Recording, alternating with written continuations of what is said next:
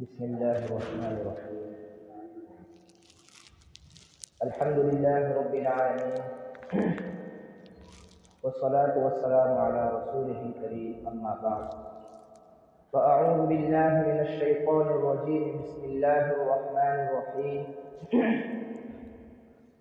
يا أيها الذين آمنوا إذا نودي للصلاة من يوم الجمعة فاسعوا إلى ذكر الله وذروا البيع ذلكم خير لكم إن كنتم تعلمون. وقال تعالى في موضع آخر: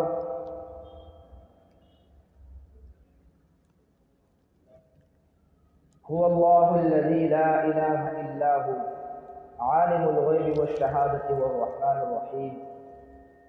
وقال النبي صلى الله عليه وسلم: بلغوا عني ولو آية، أو كما قال عليه الصلاة والتسليم. میرے نہایت واجب الاحترام بزرگوں اور دوستوں اور عزیز ساتھیوں، اللہ رب العزت والجلال والاکرام کا بہت بڑا احسان ہوا، فضل ہوا۔ اس رب کائنات کا ہم پر بہت بڑا احسان ہوا کہ اس نے ہماری زندگی میں جمعۃ المبارک کا یہ بابرکت دن عطا کیا۔ جمعے کے دن کی بہت ساری فضیلتیں قرآن کریم میں اور حدیث شریف میں آئی ہے۔ چنانچہ اللہ تبارک و تعالیٰ فرماتے ہیں: یا ایھا الذین آمنوا اذا نودی للصلاۃ من یوم الجمعہ، کہ اے ایمان والو، جب جمعے کے دن مؤذن تمہیں جمعے کی نماز کے لیے پکارے تو تم جمعے کی نماز کے لیے دوڑ پڑو، یہ تمہارے لیے بہت بہتر ہے اگر تم سمجھتے ہو۔ حدیث شریف میں اللہ کے رسول صلی اللہ علیہ وسلم نے جمعے کے دن کی بہت ساری فضیلتیں بیان فرمائی ہیں۔ من جملہ ان میں سے یہ کہ جمعۃ المبارک کے دن تم مجھ پر بہت زیادہ کثرت سے درود پاک پڑھا کرو۔ جمعے کے دن اللہ تبارک و تعالیٰ کی طرف سے ایک گھڑی ایسی متعین ہے جس میں بندہ جو دعا مانگے اللہ تبارک و تعالیٰ اسے رد نہیں فرماتے۔ علماء نے لکھا ہے کہ وہ گھڑی کون سی ہے، اس کے اندر بعض علماء نے یہ لکھا ہے کہ وہ گھڑی عصر کی نماز کے بعد ہے۔ بعض علماء کرام نے یہ لکھا ہے کہ وہ گھڑی دوران خطبہ ہے۔ بہرحال جمعے کے دن ہمیں کثرت سے عبادت کرنی چاہیے۔ بزرگ اور دوستو، ہمارا اور آپ کا جو رشتہ ہے وہ رشتہ ایمان کی بنیاد پر ہے۔ ایمان اللہ تبارک و تعالیٰ نے ہمیں عطا کیا تو ہم سب یہاں جمع ہوئے۔ اگر اللہ تبارک و تعالیٰ ہمیں اس ایمان کی لڑی کے اندر نہ پروتے اور اس کلمے کی تسبیح کے اندر ہمیں نہ ڈالتے اور اس لائن کے اندر اور اس صف کے اندر ہمیں کھڑا نہ کرتے تو ہمارا یہاں مجتمع ہونا غیر ممکن تھا۔ مشکل ہی نہیں بلکہ غیر ممکن تھا۔ اللہ تبارک و تعالیٰ نے ہم سب کو اس دنیا کے اندر جو پیدا کیا، جو بھیجا ہے، وہ کسی نہ کسی مقصد کے تحت ہے۔ بزرگ اور دوستو، ہم یہ دیکھتے ہیں کہ دنیا کے اندر بسنے والا کوئی بھی انسان، بوڑھا ہو، بڑا ہو، جوان ہو، چھوٹا ہو، بچہ ہو، کوئی کام کرتا ہے تو بے فائدے نہیں کرتا، بغیر مقصد کے نہیں کرتا۔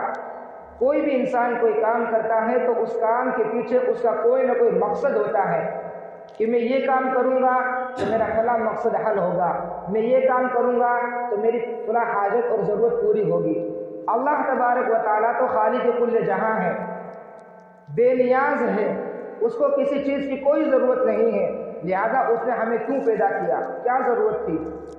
اسی سوال کو اللہ تبارک و تعالیٰ قرآن کریم میں 18 پارے کے اندر اللہ تبارک و تعالیٰ ارشاد فرماتے ہیں: افحسبتم انما خلقناکم عبثا، کہ اے میرے بندو بتاؤ تو صحیح، کیا میں نے تمہیں یوں ہی بیکار پیدا کیا اور تم یہ سمجھ بیٹھے ہو کہ تم اپنے خالق کے پاس، اپنے مالک کے پاس واپس لوٹ کر نہیں جاؤ گے؟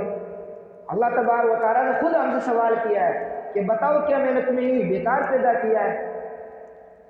تو بزرگ اور دوستو، اللہ تبارک و تعالیٰ نے ہمیں اس سوال کا جواب خود ہی دیا ہے۔ 27 پارے کے اندر اللہ تبارک و تعالیٰ فرماتے ہیں: وَمَا خَلَقْتُ الْجِنَّ وَالْإِنسَ إِلَّا لِيَعْبُدُونَ، کہ اے میرے بندو، میں نے تمہیں یوں ہی بیکار پیدا نہیں کیا، بلکہ میں نے تمہیں اپنی عبادت کے لیے پیدا کیا ہے۔ میں نے تمہیں دنیا میں اس لیے بھیجا ہے تاکہ تم دنیا میں جا کر میری وحدانیت کو بیان کرو، میرے ایک ہونے کا اعلان کرو، میری ربوبیت کو بیان کرو، اور میرے خالق ہونے کا چرچا کرو، اور میرے رازق ہونے کا چرچا کرو، اور اپنی پیشانی کو، جسم کے اندر جو سب سے مین حصہ ہے پیشانی، اس کو صرف میرے سامنے جھکانے کا اعلان کرو۔ اس لیے ہمیں دنیا میں اللہ نے بھیجا ہے۔ دنیا میں بسنے والا کوئی انسان بے مقصد کوئی کام نہیں کرتا، تو اللہ تبارک و تعالیٰ بھی بغیر مقصد کے کام نہیں کرتے، بلکہ مقصد کے تحت ہمیں پیدا کیا ہے، اور وہ مقصد ہے دنیا کے اندر ہم آ کر اپنے خالق کو پہچانیں، اپنے مالک کو پہچانیں، اور اپنے پیدا کرنے والے کو پہچانیں۔ یہ مقصد تھا ہمیں دنیا میں بھیجنے کا اللہ تبارک و تعالیٰ۔ آج ہم اپنی گریبان میں جھانک کر کے دیکھیں، کیا ہم اللہ کے مقصد کے اوپر کھرے اتر رہے ہیں؟ اللہ نے جس مقصد کے تحت ہمیں دنیا کے اندر بھیجا، کیا ہم اس مقصد کے اندر کامیاب ہیں کہ نہیں ہیں؟ اب یہ فیصلہ کون کرے گا کہ ہم اپنے مقصد میں لگے ہوئے ہیں کہ نہیں لگے ہوئے ہیں؟ اس کا پیمانہ کیا ہے؟ اس کا پیمانہ لا الہ الا اللہ محمد رسول اللہ ہے۔ اللہ تبارک و تعالیٰ نے ہمیں ایک کلمے سے ایک کلمہ عطا کیا۔ وہ کلمہ پوری انسانیت کے اندر سب سے پہلا انسان حضرت آدم علیہ السلام کو جب اس دنیا کے اندر بھیجا گیا، اس وقت بھی وہ کلمہ چلا کرتا تھا، اور آج بھی وہ کلمہ چلا ہے، اور قیامت تک یہ کلمہ چلتا رہے گا۔ چنانچہ آدم علیہ السلام کو اللہ نے اس دھرتی پر پیدا کیا تو وہ کلمہ دے کر کے بھیجا، لا الہ الا اللہ، آدم صفی اللہ۔ اس کائنات کو بنانے والا اللہ ایک ہے، جس کی پرستش اور ورشپ اور پوجا جس کی جائے گی وہ خالق اور مالک اور اللہ ایک ہے، اس کے علاوہ کوئی دوسرا نہیں ہے۔ یہ اعلان اس دنیا کے اندر اس دھرتی کے اوپر آنے والے سب سے پہلے انسان نے کیا، لا الہ الا اللہ، کہ اللہ کے سوا کوئی دوسرا خالق اور معبود نہیں ہے۔ چنانچہ ان کے انتقال فرما جانے کے بعد میں، ان کے دنیا سے پردہ فرما جانے کے بعد میں، دنیا سے کوچ کر جانے کے بعد میں، امت کے عقائد کے اندر خرابیاں پیدا ہونے لگی، اور امت نے طرح طرح کی چیزوں کو اپنا معبود بنا لیا۔ کہیں پیپل اور درخت کی پوجا شروع کی جانے لگی، تو کہیں اپنے ہی ہاتھوں سے خود تراشیدہ پتھروں کی پوجا کی جانے لگی۔ پھر اللہ تبارک و تعالیٰ نے پیغمبر کو بھیجا، پھر اللہ تبارک و تعالیٰ پیغمبر کو مبعوث فرماتے، چنانچہ نوح علیہ السلام اس دھرتی کے اوپر ان کے بعد میں نبی کی حیثیت سے تشریف لائے، اور انہوں نے بھی یہ کلمہ سکھایا، اور اس کلمے کا اعلان کیا، لا الہ الا اللہ نوح نجی اللہ، کہ اے لوگو، تم اپنے عقائد کے اندر بگڑ چکے ہو۔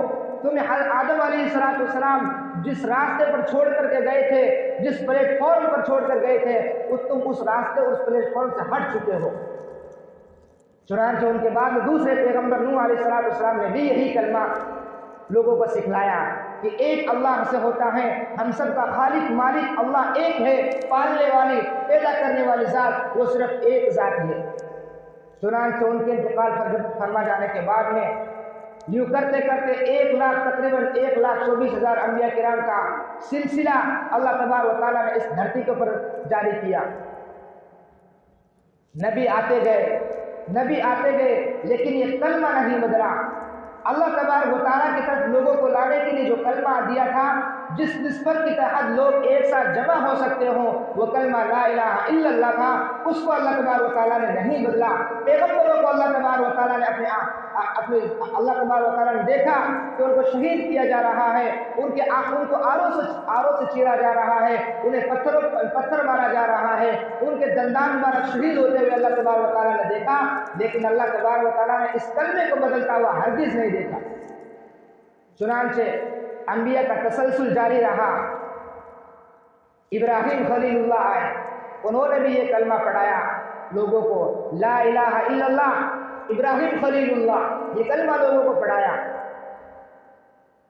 ان کے بعد میں موسیٰ علیہ السلام، لا الہ الا اللہ موسیٰ کلیم اللہ، ان کے بعد میں عیسیٰ علیہ السلام، لا الہ الا اللہ عیسیٰ روح اللہ، اور ان سب کے بعد میں تقریباً 500 ساڑھے 500 سال کے عرصے کے بعد میں عیسیٰ علیہ السلام کے بعد میں ہم سب کے آقا و مولا جناب محمد رسول اللہ صلی اللہ علیہ وسلم بھی اس دھرتی کے اندر آئے تو انہوں نے بھی یہی اسی کلمے کا اعلان کیا، لا الہ الا اللہ محمد رسول اللہ صلی اللہ علیہ وسلم۔ میرے بزرگ اور دوستو، جس دین کو بدلنے کی بات قارون کیا کرتا تھا، جس دین کو بدلنے کی بات شداد کیا کرتا تھا، جس دین کو بدلنے کی بات نمرود اور اس طرح کے اور جن کو ذہنوں کے اندر خناس بنا ہوا تھا، کوئی مال کے چکر کے اندر آ کر جو تکبر کی راہ اختیار کر لی تھی، بہرحال جنہوں نے دین کو بدلنا چاہا انہیں اللہ تبارک و تعالیٰ نے بدل دیا، لیکن اپنے دین کو بلا شبہ اور بلا شک و شبہ اللہ تبارک و تعالیٰ نے جاری و ساری فرمایا اور تا قیامت یہ دین جاری رہے گا انشاءاللہ العزیز۔ بزرگ اور دوستو، کہنے کا مقصد یہ ہے کہ جس نسبت کی بنیاد پر ہم یہاں جو جمع ہوئے ہیں وہ کلمے والی نسبت ہے۔ اس کلمے کی اہمیت کیا ہے؟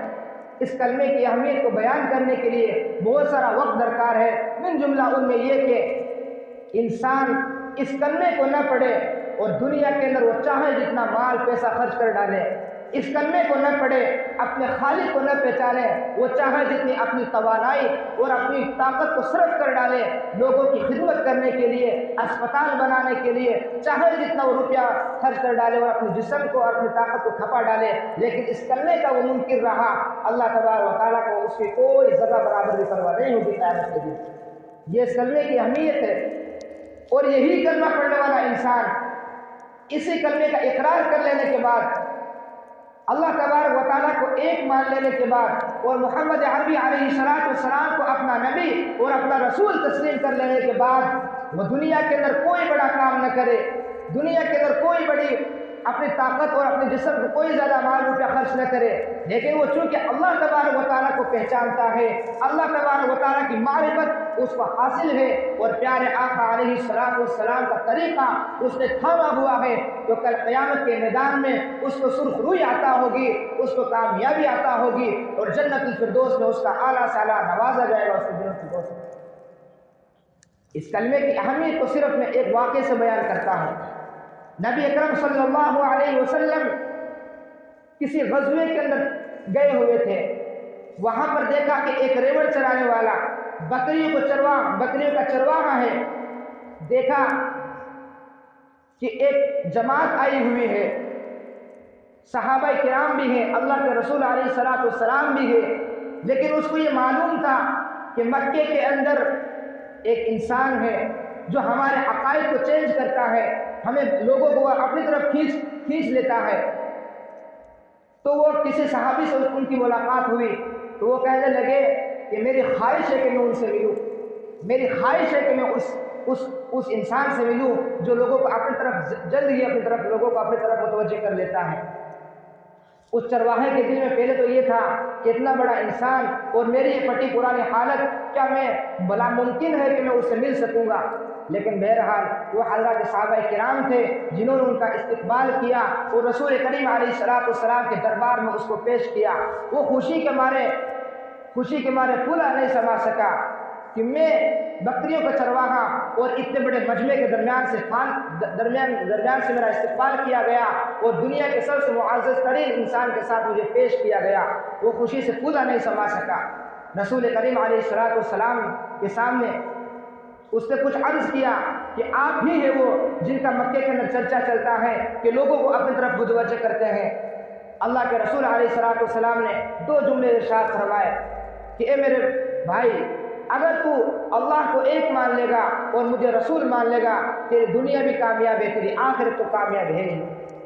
بہرحال یوں کرتے کرتے واقع تفصیلی ہے، اللہ کے رسول علیہ السلام کے سامنے دو زانو ہو کر بیٹھ کر اس چرواہے نے، اس بکری چرانے والے نے اللہ کے رسول علیہ السلام کے سامنے گواہی دی، اشہد ان لا الہ الا اللہ وان محمد رسول اللہ، میں گواہی دیتا ہوں کہ میرا مالک، میرا خالق، میرا اللہ ایک ہے، جس کے سامنے میں اپنے پیشانی کو ٹکاؤں وہ اللہ ایک ہے، اور آپ اے نبی جی آپ میرے رسول ہیں، میرے پیغمبر ہیں، میں آپ کو خاتم النبیین تسلیم کرتا ہوں۔ آپ مجھے بتا دیجئے کہ میں مسلمان تو ہو چکا، لیکن آپ مجھے بتا دیجئے کہ میں کیا کام کروں۔ اسلام قبول کرنے کے بعد میں اگر دیکھا جائے گا کسی نماز کا وقت ہے تو اس کو نماز کا حکم کیا جائے گا کہ بھئی ابھی ظہر کی نماز کا وقت ہے، آپ نماز ادا کریں، لیکن اس وقت میں کسی نماز کا وقت نہیں تھا۔ وہ صحابی اللہ کے رسول نے فرمایا ابھی کسی نماز کا تو وقت نہیں ہے، نہیں زکوٰۃ آپ کے اوپر فرض ہوئی ہے، نہیں حج کا موقع ہے کہ آپ حج کریں، اب کیا کام ہے یا رسول اللہ میرے ذمے؟ اللہ کے رسول نے فرمایا کہ ہم جہاد کے لیے آئے ہوئے ہیں، ہم جہاد فی سبیل اللہ کے لیے آئے ہوئے ہیں، ہمارے ساتھ چلیے، آپ کے ذمہ ابھی یہی کام ہے۔ بزرگ اور دوستو، وہ صحابی جو کچھ دیر پہلے وہ چرواہا تھا، وہ غیر مسلم تھا، کافر تھا، اللہ کا انکاری، رسول اللہ کا انکاری تھا، لیکن 10 ہی منٹ ہوئی تھی کہ وہ جہاد کے اندر شریک ہوتا ہے، جہاد لڑتا ہے، کافروں کی گردنیں اڑاتا ہے، اور اس دوران وہ شہید ہو جاتا ہے۔ اللہ کے رسول علیہ السلام نے تمام صحابہ کو جمع کرتے فرمایا کہ وہ چرواہا کہاں ہے؟ خبر آئی کہ وہ تو شہید ہو چکے ہیں۔ اللہ کے رسول علیہ السلام نے سب کے سامنے اعلان کیا کہ وہ جنت کا مستحق ہو گیا۔ بتاؤ بزرگ اور دوستو، چند منٹ پہلے اگر اس کا انتقال ہو جاتا اور رسول اللہ کے سامنے کلمہ نہیں پڑھتا تو بتاؤ یہ اس کے لیے بشارت اور اس کے لیے خوشخبری ہوتی کہ وہ جنت کا مستحق ہو گیا؟ لیکن بزرگ اور دوستو، صرف اس نے کلمہ پڑھا، کوئی زیادہ روپیہ مال پیسہ خرچ نہیں کیا، صرف کلمہ پڑھا ہے۔ کلمہ پڑھنے کی نسبت سے جو کام کیا جاتا ہے، کلمہ پڑھنے کے بعد میں جو کام کیا جائے گا وہ اللہ تبارک و تعالیٰ کے یہاں لکھا جاتا ہے، اور وہ ہمیں کل قیامت کے میدان میں ہمارے سامنے پیش کیا جائے گا۔ فَمَن يَعْمَلْ مِثْقَالَ ذَرَّةٍ خَيْرًا يَرَهُ وَمَن يَعْمَلْ مِثْقَالَ ذَرَّةٍ شَرًّا يَرَهُ۔ بتاؤ یہ کلمے کی ایمان کی اہمیت ہے۔ ہم خوش نصیب ہیں کہ ہمیں یہ کلمہ، ہم کلمے والے گھروں کے اندر پیدا ہوئے اور ہماری زندگی کے اندر یہ کلمہ طیبہ آ گیا ہے، ہم اللہ کو پہچاننے والے بن گئے اور رسول اللہ کو پہچاننے والے بن گئے۔ بزرگ اور دوستو، ہماری بہت بڑی اہمیت ہے۔ قرآن کریم میں پارہ نمبر 11 کے اندر اللہ تبارک و تعالیٰ نے فرمایا اے ایمان والو، تم آزاد نہیں ہو، تم میرے خریدے ہوئے ہو، تم میرے خریدے ہوئے ہو۔ اللہ فرماتے ہیں ان اللہ اشترى من المؤمنین انفسهم واموالهم بان لهم الجنہ، اے میرے بندو تم میرے خریدے ہوئے ہو، میں نے تمہیں خرید لیا ہے اپنی جنت کے بدلے۔ ان اللہ اشترى من المؤمنین انفسهم واموالهم بان لهم الجنہ، ایمان والے کی جان بھی اللہ کی دی ہوئی ہے، ایمان والے کا مال بھی اللہ کا عطا کردہ ہے، لیکن اللہ تبارک و تعالیٰ فرماتے ہیں میں نے تمہاری جان کے بدلے، میں نے تمہیں اپنی دی ہوئی جان کے بدلے اور اپنے دیے ہوئے مال کے بدلے تم سے سودا کر لیا ہے، لہذا تم میرے خریدے ہوئے ہو، اور جب تم میرے احکام کے مطابق زندگی گزار کے آؤ گے، میرے حبیب کے طریقے کے مطابق اور شریعت کے مطابق زندگی گزار کے آؤ گے، تو میں اللہ کی ذمہ داری ہے کہ میں تمہیں جنت کا مستحق بنا دوں۔ ایمان کی اہمیت ہے۔ یہی کام جو کلمہ نہیں پڑھتا ہے وہ انسان اگر چاہے جتنا خون بہائے، پسینہ بہائے، پیسہ بہائے، اللہ تبارک و تعالیٰ کا کوئی پرواہ نہیں۔ اکابرین نے لکھا ہے کہ اگر کوئی کلمہ پڑھنے سے پہلے جتنا بھی دام پون کرتا ہو، جتنا بھی روپیہ پیسہ اپنی جان اور طاقت کو خرچ کرتا ہو لوگوں کی خدمت کے لیے، لوگوں کی سروس کے لیے، ہو سکتا ہے اللہ کے ذمہ نہیں ہے، ہو سکتا ہے کہ اللہ تبارک و تعالیٰ اس کی دنیا اچھی بنا دے، آخرت تو اس کی بالکل اچھی نہیں بنائیں گے۔ لیکن جو انسان کلمہ پڑھتا ہے، جو انسان اللہ تبارک و تعالیٰ کے ایک ہونے کا اقرار کر لے اور رسول کریم علیہ السلام کی نبوت اور رسالت کو تسلیم کر لے اور وہ کوئی روپیہ پیسہ خرچ نہ کرے اور اس کا انتقال ہو جائے، اللہ تبارک و تعالیٰ کے یہاں اس کا اکرام کیا جائے گا اور جنت میں اس کا ٹھکانہ عطا کیا جائے گا۔ یہ ایمان کی نسبت ہے۔ بزرگ اور دوستو، ہماری بہت بڑی اہمیت ہے، بہت بڑی اہمیت ہے۔ چاہے ہم اپنے مقام کو پہچانے کہ ہماری کیا نسبت ہے۔ بزرگ اور دوستو، ہمیں رسول ملا تو وہ رسول ملا جس رسول کے بعد کوئی رسول نہیں ہے، وہ رسول ملا تو وہ رسول ملا جو 1,24,000 تقریباً انبیاء کرام کا سردار ہے، پوری امت کا سردار ہے، دنیا کے اندر بھی اور آخرت کے اندر بھی وہی اسی کی سرداری اور اسی کی رسالت رہے گی۔ ہمیں رسول ملا تو آخری رسول ملا بزرگ اور دوستو، اور ہمیں کتاب ملی تو وہ کتاب ملی قرآن کریم جو اللہ تبارک و تعالیٰ کی گفتگو ہے، اللہ تبارک و تعالیٰ کی زبان سے ادا ہوئے الفاظ ہے۔ بزرگ اور دوستو، دنیا کے اندر قرآن کریم کے بعد میں جتنے بھی کتابیں ہیں وہ کتاب ہیں، کلام نہیں ہے۔ قرآن کریم کتاب بھی ہے اور کلام بھی ہے۔ کلام کسے کہتے ہیں؟ خود بات کرنے والے کی زبان سے نکلے ہوئے الفاظ کو کلام کہتے ہیں۔ تو قرآن کریم یہ اللہ تبارک و تعالیٰ کی زبان سے نکلا ہوا کلام ہے، نکلی ہوئی باتیں ہیں، اور اسی کو کتابی شکل میں لکھ دیا گیا تو یہ کتاب بن گئی۔ میں ایک چھوٹی سی بات کر کے انشاءاللہ اپنی جگہ لوں گا۔ قرآن کریم کے اندر سورۃ الفاتحہ کے بعد میں سورۃ البقرہ ہے، اس کے اندر اللہ تبارک و تعالیٰ فرماتے ہیں الف لام میم ذالک الکتاب لا ریب فیہ، یہ وہ کتاب ہے جس کے اندر کوئی شک و شبہ نہیں ہے۔ میرے بھائیو بتاؤ، اللہ تبارک و تعالیٰ نے جب قرآن کریم کو نازل کیا محمد صلی اللہ علیہ وسلم پر، کیا اس وقت میں کتاب تھی؟ صحابہ کرام کے دور میں کتاب تھی؟ کتاب کو اس کو کہتے جو دو ٹھپوں کے درمیان میں لکھے ہوئے نقوش ہو، لکھے ہوئے الفاظ ہو۔ تو رسول اللہ کے دور میں کتاب نہیں تھی، یعنی قرآن کریم کتاب کی شکل میں نہیں تھا۔ حضرات صحابہ کرام کے دور کے اندر قرآن کریم تھا لیکن کتاب کی شکل میں نہیں تھا، تو کیا تھا؟ صرف کلام تھا، کتاب کو بھی بنا نہیں ہے۔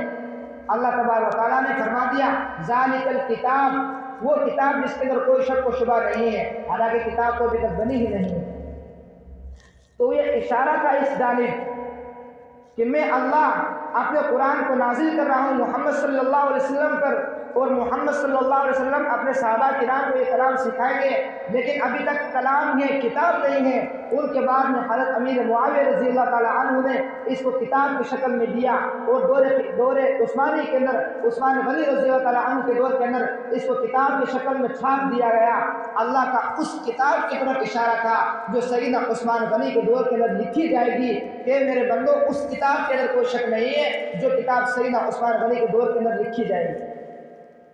ہم یہ نہیں کہہ سکتے ہیں کہ رسول کریم علیہ السلام کے سامنے تو یہ قرآن کریم جو آج ہمارے سامنے لکھا ہوا موجود ہے وہ تھا ہی نہیں، تو ہم کیسے مانیں گے یہ صحیح ہے؟ اللہ نے قرآن کریم کے اندر لفظ ہی ایسا استعمال کیا، ذالک الکلام لا ریب فیہ نہیں فرمایا۔ اگر ذالک الکلام لا ریب فیہ استعمال فرماتے قرآن کریم کے اندر تو اس کا مطلب یہ ہوتا کہ اللہ تبارک و تعالیٰ جو قرآن کریم محمد صلی اللہ علیہ وسلم پر نازل فرما رہے ہیں اور محمد صلی اللہ علیہ وسلم صحابہ کو جو سکھا رہے ہیں وہ صرف کلام، یہ بھی کتاب کی شکل میں نہیں ہوا، اس کے اندر شک نہیں ہے۔ اور پھر بعد میں عثمان غنی رضی اللہ عنہ کے دور کے اندر جو لکھا گیا ہے ہو سکتا ہے اس کے اندر شک ہو، لیکن اللہ نے قرآن کریم کے اندر لفظ ہی ایسا استعمال کیا کہ جس کے اندر کوئی شک و شبہ کی گنجائش ہو ہی نہیں سکتی ہے، جس کے لکھنے کے بعد بھی۔ یہ بزرگ اور دوستوں ہمیں قرآن دیا، کتاب کی شکل میں جو کتاب دی ہے اس کتاب کا کوئی ثانی نہیں ہے۔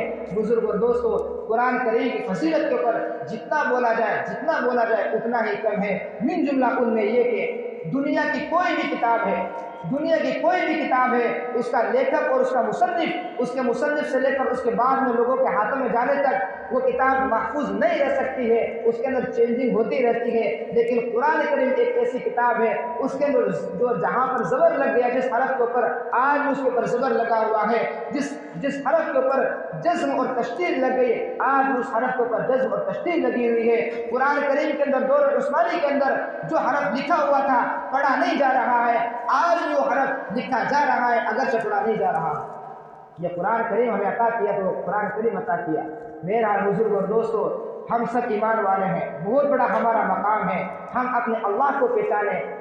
میں نے 3 باتیں عرض کی کہ اللہ تبارک و تعالیٰ نے ہمیں دنیا کے اندر کیوں بھیجا، ہم اپنے ایمان کو پہچانیں، اور ہمیں اللہ نے وہ رسول عطا کیا جس رسول کے بعد کوئی رسول ہی نہیں ہے، اور تیسری بات یہ کہ ہمیں وہ کتاب عطا کی جس کتاب کے بعد میں نہ کوئی کتاب ہے نہ کوئی رسالہ ہے، اور اس کتاب کا مثل بھی کوئی نہیں ہے کہ اس جیسی کوئی کتاب کوئی پیش کر دے۔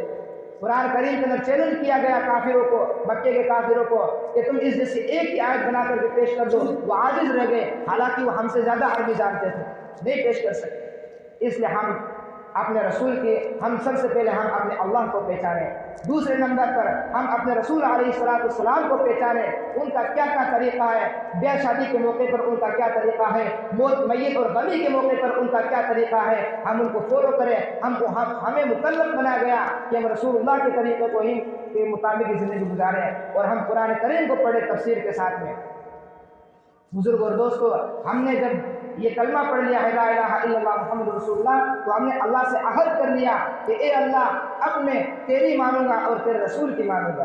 اللہ تبارک و تعالی ہم سب کو نیک عمل کرنے کی توفیق عطا فرمائے، اور سچی پکی ہم سب کو توبہ کرنے کی توفیق عطا فرمائے، اور اللہ تبارک و تعالی ہمیں اپنی معرفت عطا فرمائے، اور رسول علیہ السلام کے طریقے کے مطابق زندگی گزارنے کی توفیق عطا فرمائے، قرآن کریم سے ہم سب کا سچا پکا رشتہ قائم فرمائے۔ آمین وآخر دعوانا الحمدللہ۔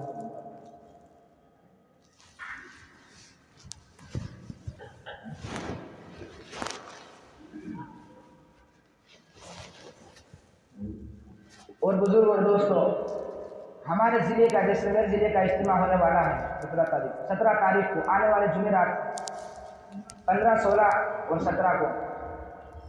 تو اجتماع کے اندر ہم زیادہ سے زیادہ پہنچنے کی کوشش کریں. دیکھو اجتماع کا مقصد کیا ہوتا ہے؟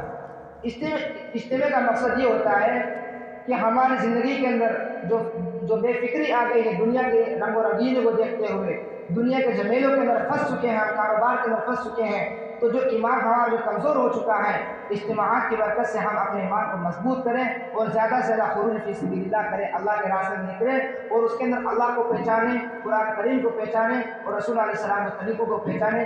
یہی اجتماعات کا مقصد ہوتا ہے. اللہ تبارک و تعالیٰ. Thanks for watching. Don't forget to like, comment, share and subscribe to Al Wahid channel.